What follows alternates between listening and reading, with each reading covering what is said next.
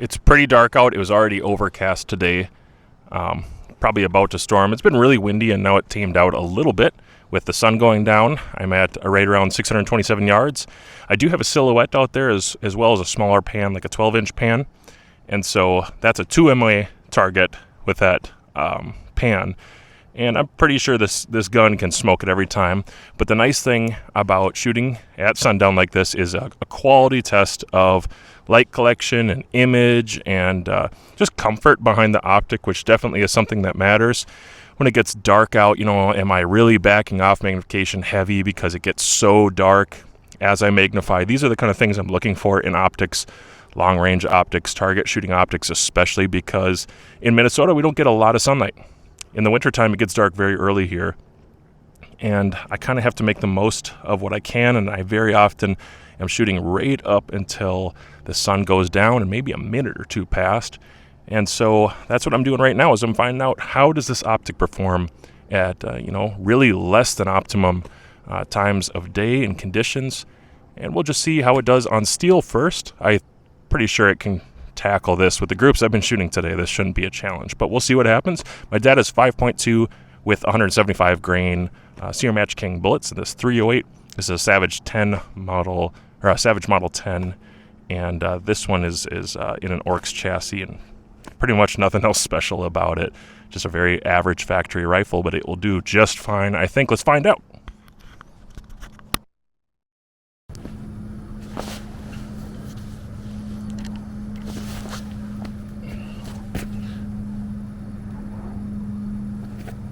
Oh, helps when I hit record.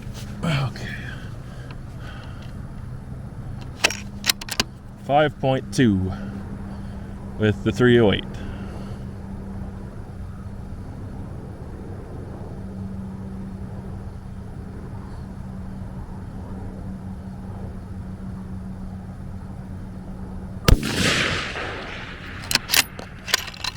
Looked a little bit left or high. Definitely saw the dust cloud.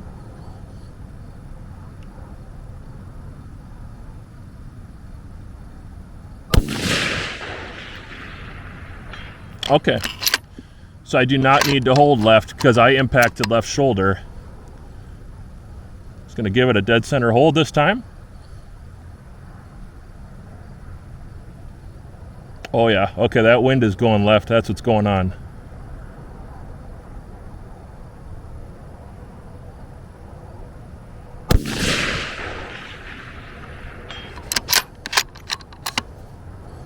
One more on the silhouette.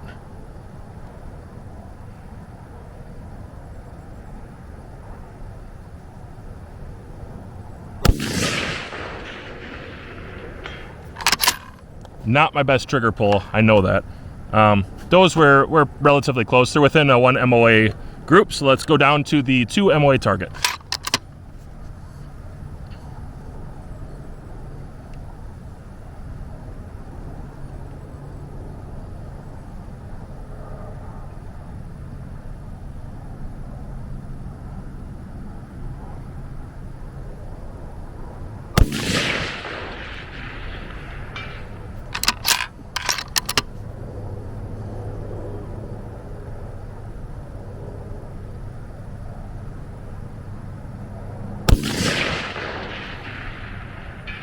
Yeah, those are on top of each other. Empty.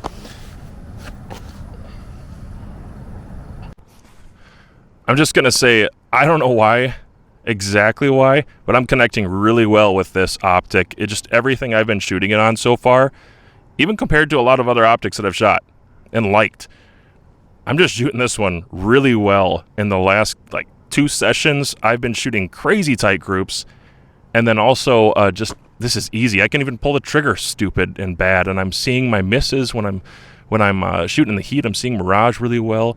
There's a lot to like about this optic, and I'm impressed. One thing that maybe was useful to mention there is I was actually using holdovers. I'm not dialing on this. The majority of this review is just using holdovers and the reticle. I'm having some fun trying that out. This is 1/20th mil per click, or 0.05 rather. Per click, and instead of messing around with that, I'm just doing a lot of holdovers because I'm not that far away really.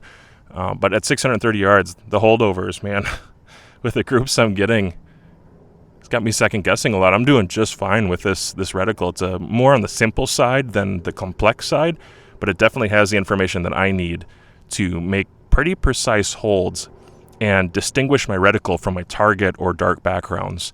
For the most part, that's going really well. All right, real briefly, I'm going to talk about some of the features of the scope. It does have these flip caps, and they're the plastic kind. They fit well.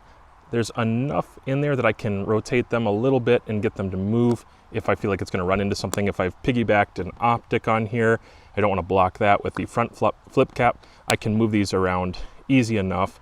But they do stay on, and I haven't had any issues with them wanting to come off when I flip that off. That's the most annoying thing, actually, is when a scope company will include caps, but the caps just want to come off every time you flip them up. They're not properly sized.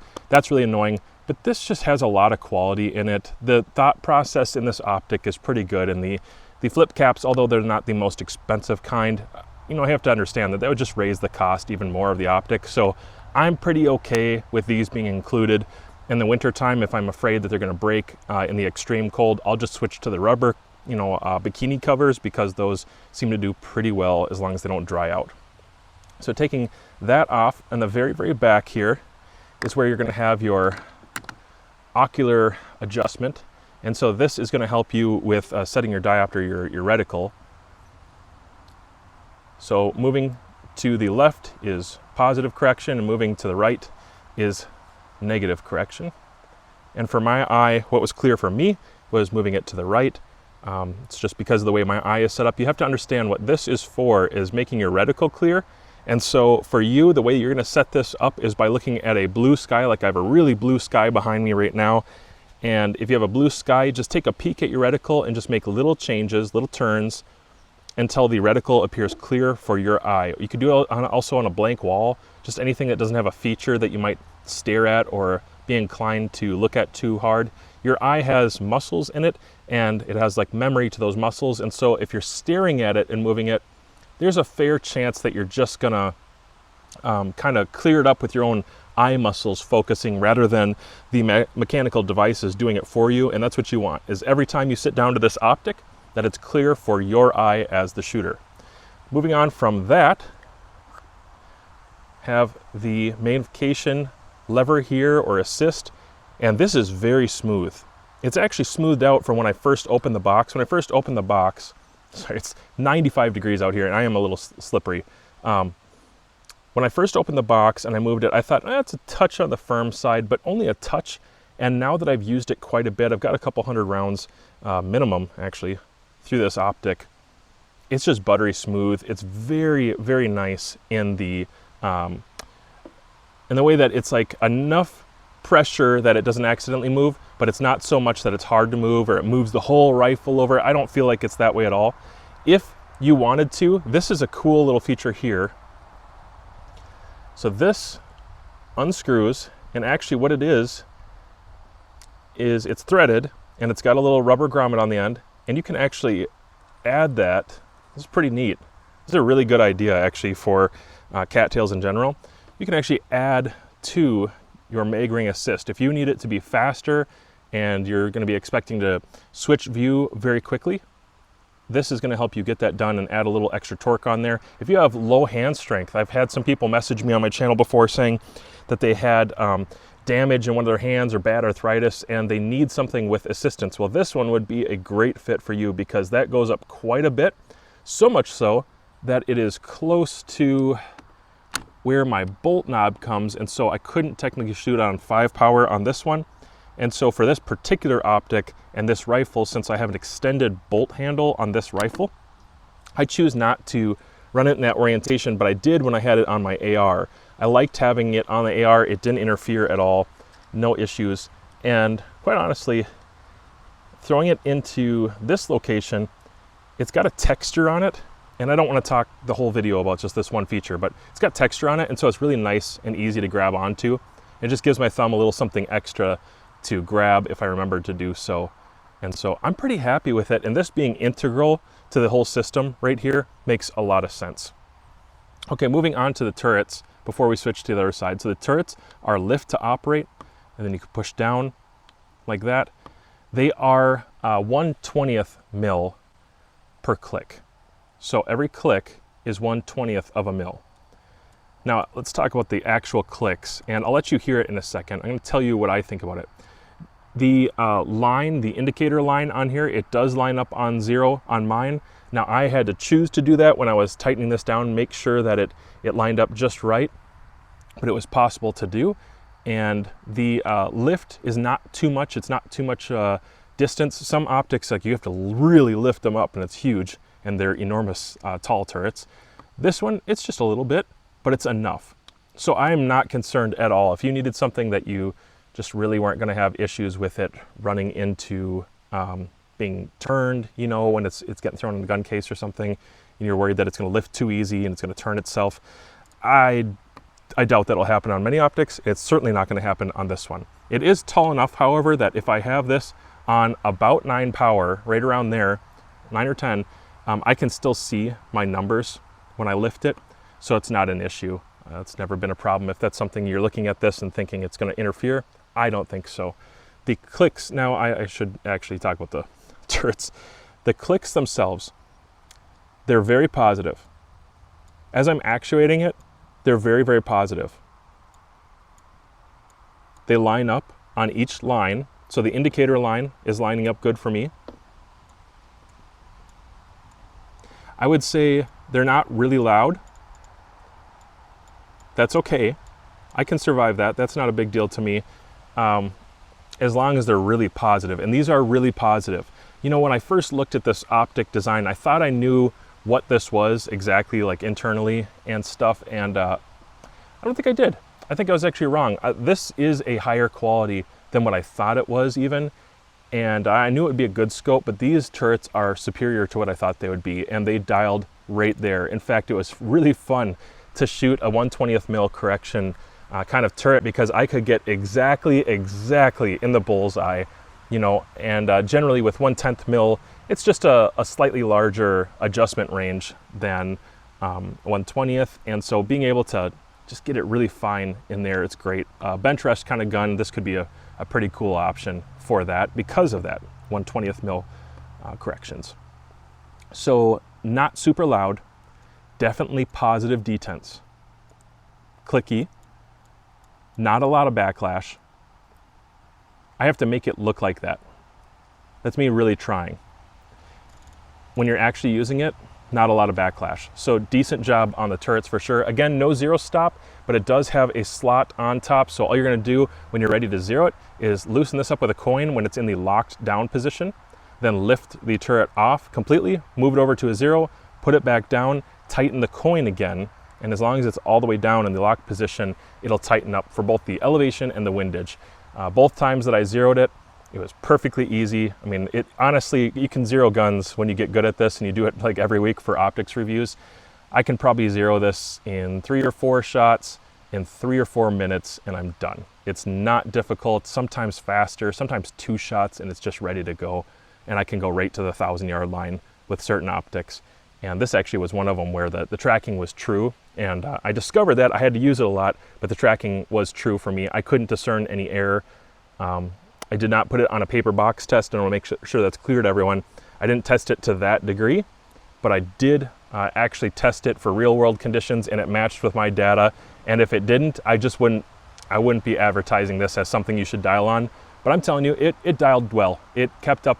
I just didn't see the issue with dialing, you know, either into the windage a little bit, or sometimes when you have a really bad elevation turret, it's like 1/10, or this would be 1/20th, you know, 1/20th, 1/20th, 1/20th, and all of a sudden you get 3 clicks.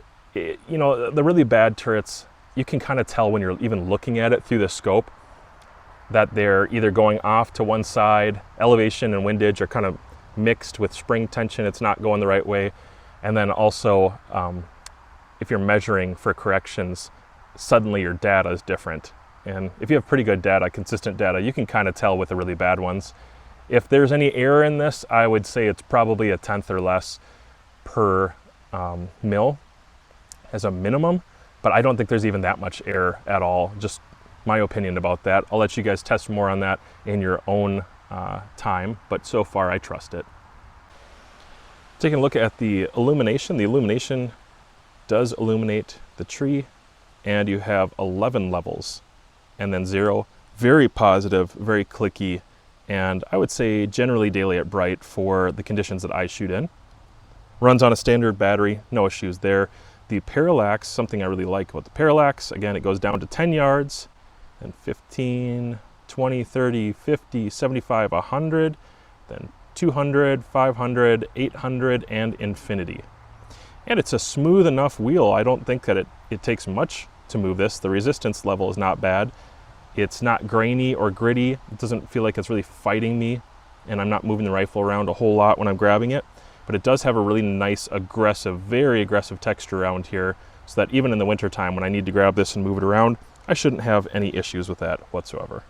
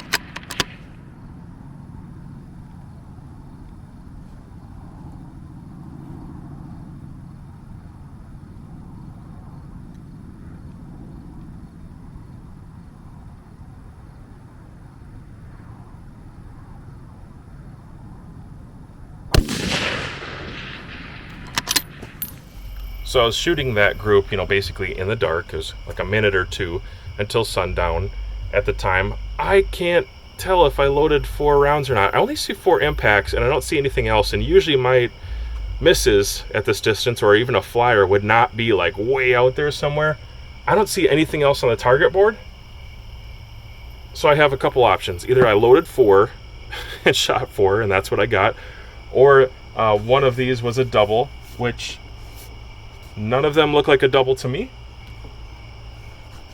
Maybe that one. But anyways, I wanted to talk a little bit about the optic here. And so the optic definitely did its part. Remember, I was not dialing for this. I wasn't using my center dot, which is very easy to do, and it's helpful to be precise with the center dot.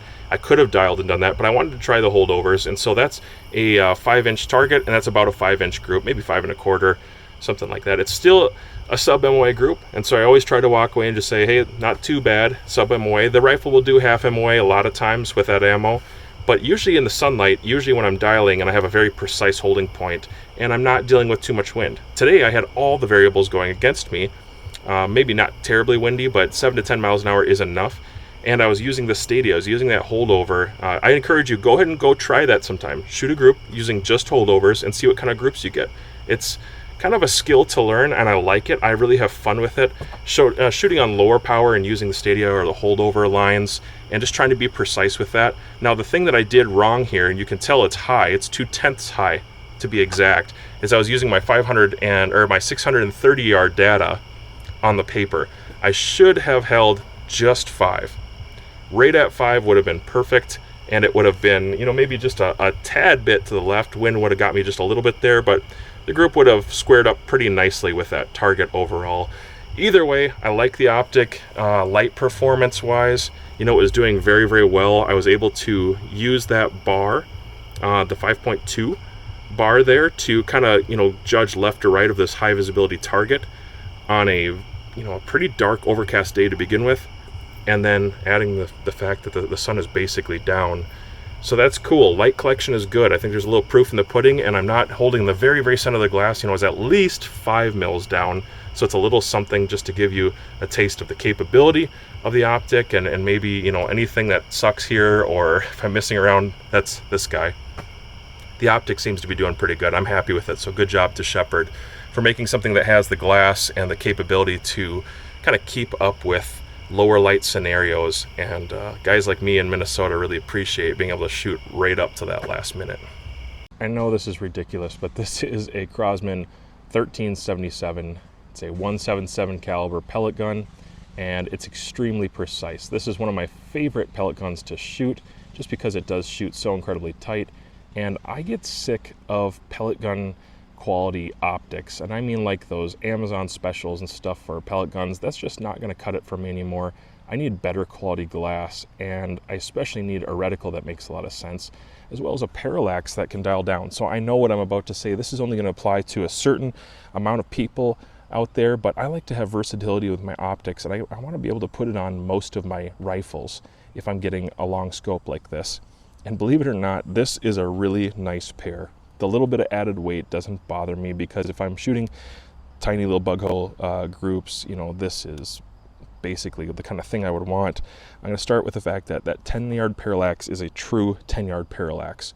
A lot of companies advertise a 10-yard parallax or around there, and it's actually more like a 15-yard parallax. The function is not there to correct parallax error at 10 yards, and I've tested that on quite a few optics, and just been kind of, you know, a little disappointed that it's not a true 10-yard parallax on some scopes. This one is truly a 10-yard parallax. Now, even if you're not an airgun enthusiast and you don't want to get into this kind of thing, there's still a benefit for you.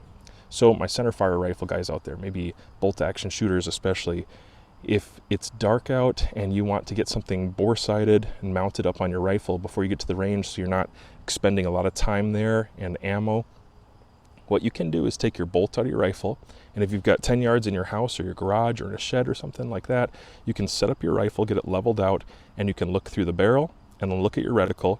And let's say your reticle, you know, depending on your height over bore, I can't give you the specifics because it's different with every rifle setup, but for mine, let's say my reticle should actually be pointed at the same thing that I look through. I see my barrel, like I'll put a red dot on a piece of paper, I'll look through my barrel and make sure it's pointing at the red dot. Then my reticle will be pointed roughly 3.5 inches higher than that red dot. And that's how I can actually kind of bore sight before I ever get to the range. It saves me a lot of time because I might not have a lot of sunlight, and I want to get going that next morning as fast as I can, make the most use of the daylight that I'm going to have. So having a 10-yard parallax actually has some more benefits. Not to mention, if you have ever seen anything in like these SWAT videos, or you've heard anybody from team leads that has done close quarters shooting, a lot of times the snipers for SWAT are not making the long distance shots that we kind of pretend they are. Actually, they're trying to get as close as they can to make reliable shots, and consider, you know, the variables. They want less variables, not more. And so what they're actually asking for and looking for is a really, really, really low power capability. So 5 power is on the lower end. That's decent. And then they also might want some parallax that goes down to across the room distances, so they can sharpen up their image. And if you ask these guys who are on SWAT teams, who actually train for sniper schools, they are really, really good with close shooting. And having a 10-yard parallax allows you in a hunting scenario or a self-defense scenario to shoot something that is right out in front of you. And if that's not your jam, you know, even then, you could at least say that you can bore sight it very closely. You can hang a plumb bob, you know, in my living room basically, and go get this thing leveled up and be sure that I'm going to not waste a bunch of ammo at the range the next day trying to figure it out. So there's one advantage you may not have considered perhaps in the past. Now moving along, it doesn't have a huge amount of internal elevation, and I recognize that. A lot of the scopes that I do shoot have a lot of internal elevation, but I can actually give that up a little bit. A little bit of internal elevation, I can give some of that up if the reticle is very, very good. And this reticle is very, very good. The center dot is big enough. It's easy for my eye to find, and the older I get, the more I really seriously have changed my mind about that. I think the small center dots still have their place, and I can use them. I have several scopes with a smaller center dot. This one's just slightly bigger, and it's so much easier for me to pick up. I feel like eye fatigue is a thing people don't discuss, and my eyes do get fatigued after 3-4 hours in the glass shooting targets, trying to look for that small center dot. And so just having a slightly bigger center dot has become kind of a lifesaver to me. And more so, I'm looking for optics that have the capability to really contrast well with their center dot. And, you know, shooting air gun groups. I just got done shooting a 5-shot group at 30 yards with this, and my 5-shot group is the size of 2 pellets, or more like 1.5 pellets, all 5 shots in the same group with this, and crystal clear image, very, very good quality glass. I'm so happy with the image quality of this. Shepherd really has done well. I think this is probably one of their best optics. I know there's a couple that are more expensive, but this has to be near the top because the performance is just excellent. Now, the turrets themselves, they might not be loud and clicky the way that some are just crunchy, but these are still very reliable. And testing the tracking now several times on my Airgun, my 308, and my 22, I've tested this on multiple rifles, and the tracking does appear to be pretty reliable. I can't discern any functional error in actual shooting, although I did not put it on a piece of paper for a box test, so I just want to be transparent about that and upfront. The footprint is a little bit big for an Airgun, but the payoff is, I think they got the math right, I think they get the colors right, and having that 56 millimeter objective, it's a very bright image when the sun is going down, like right now, and I easily will take those trade-offs. Weight doesn't usually bother me anyways. When I get to this range of like a 5 to 25, I'm just not going to complain about it because typically I'm using it for some serious shooting or target practice, and the trade-offs are just there for a really comfortable shooting experience. I just wanted to interject that really quickly in case some of you are kind of thinking, how else might you use this optic? What kind of things could it fit on? I'm going to be trading around. I'll probably put this on some QD rings so I can flip it around from gun to gun and have some fun with it in different ways. One more time, I just want to let you hear the turrets here.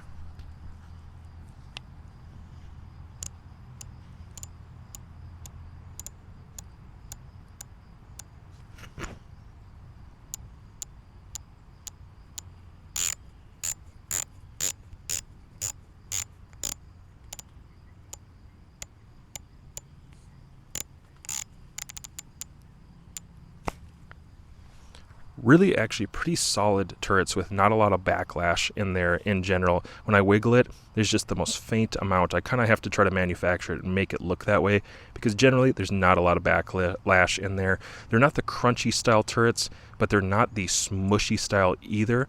I would say they're just not very loud compared to some, and that's just really not going to bother me too much right now. I'm more concerned with the tactile nature and the consistency of the truth of the tracking, and it's definitely tracking true for me in my experience so far.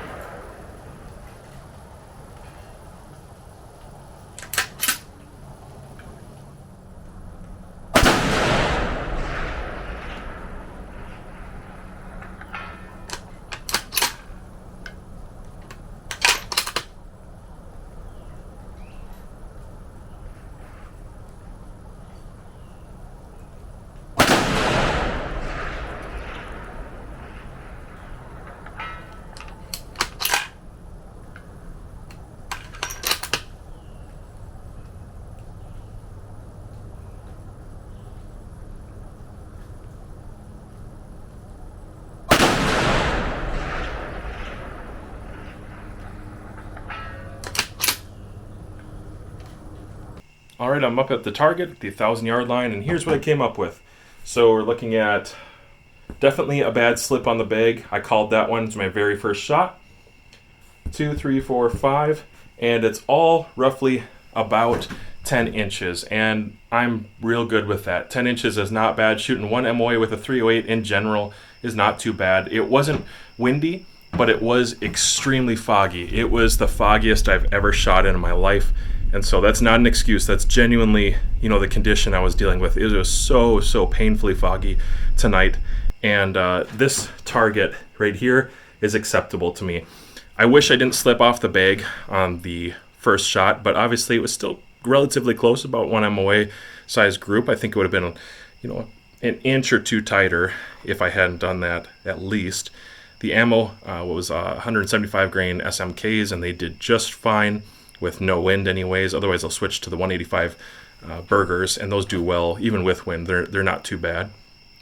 Now, talking about the optic, the thing that was, I guess, standing out to me was color was really good. The contrast on that green target was very nice, even though I was shooting right before sundown. Again, shooting in nearly the dark, which is not optimum. I'm just trying to show you guys what happens when you shoot in less than optimum conditions, when not everything's in your favor. Because I can show you some really tight 4-5 inch groups with other rifles in optimum conditions, and then I can repeat it and make an optic or a rifle look really, really good.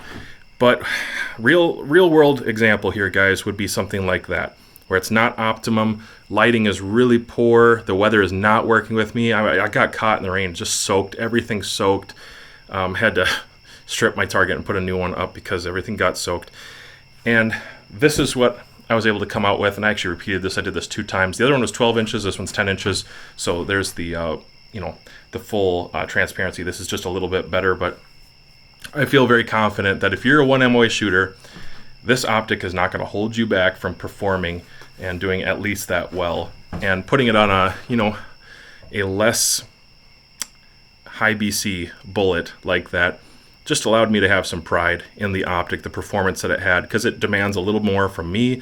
The tracking is a little bit more, compared to even putting it on a 6.5. There's a tracking difference there. I need more.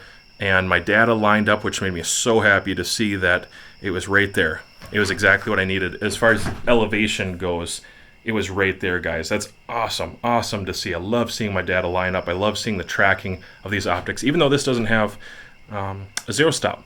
It does not have a zero stop. It wasn't difficult for me. It's 6 mils per revolution. So I wound up doing 2 revolutions and like 0.7. And as soon as I was done shooting for the day, I just returned it back, the 0.7, and then did 2 revolutions, and I was back to where I needed to be.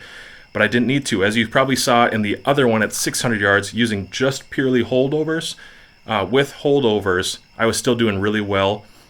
Shooting on steel, I had a really small mini steel out here today, and I was hitting that pretty consistently with just holdovers as well. Again, good data, knowing where those impacts need to be, reading wind well. That's a skill set. But the optic has enough in that reticle to do either one. So whether I'm using just the center dot and I'm doing more, I would say really precise shooting, or a little bit more of the faster shots with the holdover, both worked well, and I really wasn't inhibited as much as I thought I would be using just holdovers. There was enough information there, and the reticle is built up in an appropriate way to make more precise shots, but still relatively quickly. And it's not cloudy, it's not a dirty reticle, it's pretty simple overall, and I can still walk away with targets like this at 1,000 and be happy enough with that. So if you're a 1 MOA shooter, yeah, this optic is not going to hold you back. If you're somebody who has to shoot in less than optimum conditions, lights going down, maybe more of a hunting scenario, or you're like I am here in Minnesota and I just don't have that much daylight. I just don't get that much daylight to shoot in. You're going to have enough from that 56 millimeter objective. It's going to draw enough light. It's going to be clear enough. Contrast is going to be good enough. Even shooting in the very edge of the reticle when I was on 12 power.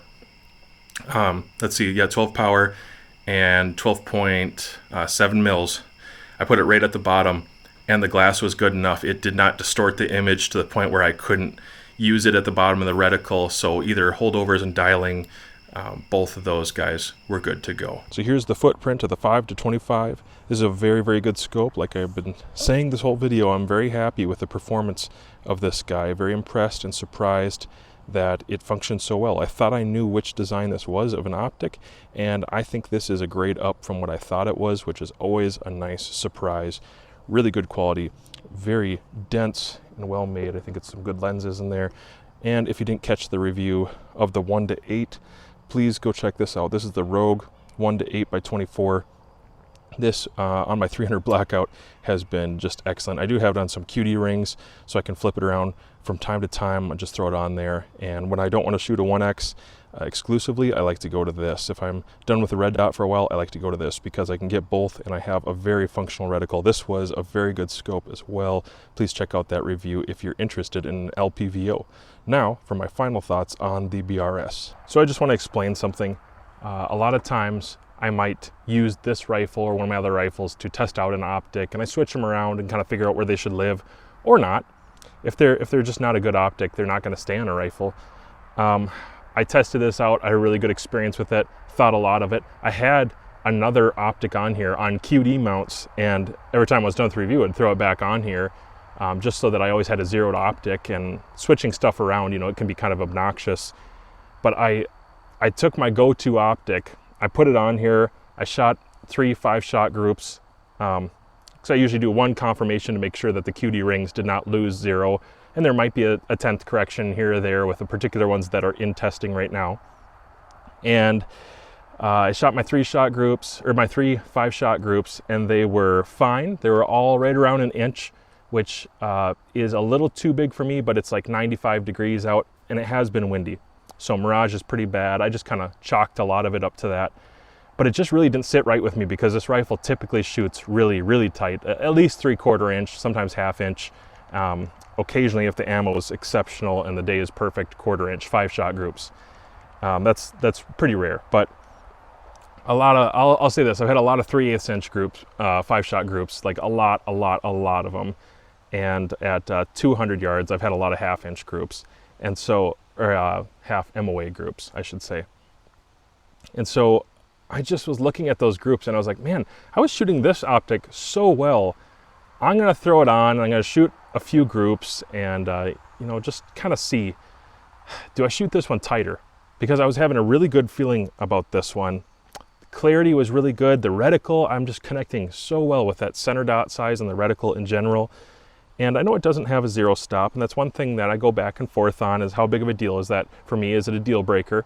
And since I'm not shooting PRS with this, and it's usually reviews, and then I'm actually doing my own for fun testing with different loads, it's kind of a big deal to me that I have something reliable and consistent on here. I put this back on, not to beat a dead horse or anything about this review, but I shot this a lot better without even trying. So there's a 5-shot group, and there is one thrower in there, but otherwise it's like right around 1/4 inch for those 5, and I just kept doing it, just kept producing really tight groups. And so I'm gonna say that I do think this is an extremely high quality optic. I'm very impressed. Shepherd Optics, you did a great job with this scope in particular, and it's connecting really well with me. I'm just shooting it better than I do with most scopes, and so that's the real world data. I maybe can't explain all of it, why I'm shooting it so much better, but it's just really, really clear for me. The contrast is good, the size of the dot matters so much, and the 1/20th mil clicks, just being able to get it precisely exactly where I need it to be, has just turned out to be a pretty cool thing. So if you're somebody who's on the fence because it's 1/20th mil corrections instead of 1/10th mil, you know what? I think you might actually like it better, especially if you're not using it for PRS. If you're using it for PRS, you still have holdovers and you can still do, you know, functionally the normal PRS thing. It's just, you know, as far as dialing, it might take you a second more, but that's just not holding me back right now. I'm gonna be honest with you. I really like this, and this optic, it had some work to do to win me over because it didn't have a 0 stop. It has, you know, less than 20 mils of correction, so I was a little concerned about that. And then just a couple other things. I wasn't sure. I haven't tried the 1/20th mil for a while, but it won me over. And so I just think it's worthwhile to tell you guys and give you some full transparency that this is a very good optic and it's performing very, very well. Even though if it doesn't have $3,000 shot glass in it, I don't know, it's a good image, guys. And so I just want you to know that genuinely, from my experience, this is staying on my rifle for a while.